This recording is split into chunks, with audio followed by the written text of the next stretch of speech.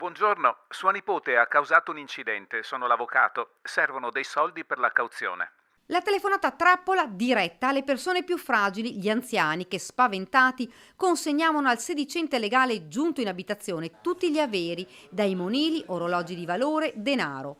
14 colpi accertati tra le province di Treviso, Venezia, Padova, Vicenza e Verona. Il bottino recuperato dai carabinieri ammonta a 200.000 euro. L'operazione dei carabinieri di Castelfranco è scattata dopo l'arresto di Mirko Levac, 36 anni di Vedelago, arrestato in flagrante mentre stava tentando l'ennesimo colpo ai danni di un 84enne di Conegliano. Le indagini hanno consentito di identificare i componenti di un gruppo che risultano tutti indagati. Le indagini sono state condotte dai Carabinieri Castelfranco Veneto con il coordinamento della Procura della Repubblica di Padova, e le attività svolte, in particolare le perquisizioni effettuate presso le dimore degli indagati, hanno consentito di rinvenire e sequestrare una gran quantità di refurtiva, appunto gioielli, orologi di valore, monili, denaro contante, oggetti che oltre a un valore intrinseco avevano per le vittime, spesso appunto persone anziane, sicuramente anche un valore affettivo. Una persona è stata arrestata, altre 4 sono indagate.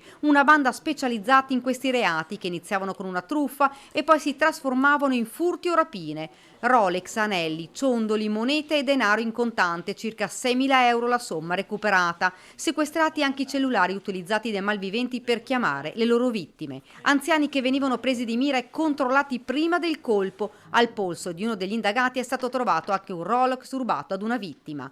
Non solo, i militari dell'Arma hanno anche recuperato delle ricevute di alcuni banchi dei pegni a Venezia e Roma. Sono state sequestrate queste ricevute che hanno consentito di operare presso queste agenzie, ovviamente non coinvolte nell'attività di indagine, e quindi di bloccare questi beni prima che venissero ulteriormente alienati. L'appello dei carabinieri a chiunque riconoscesse i propri gioielli. Per noi è importantissimo adesso risalire alle vittime e ai denuncianti, e quindi chiunque riconoscesse, ecco, questi monili potrà rivolgersi ai carabinieri di Treviso e quindi tornare in possesso, ripeto, di questi oggetti. Un reato odioso che non solo mette a rischio gli anziani per lo spavento della telefonata che ricevono, ma anche per il furto che subiscono.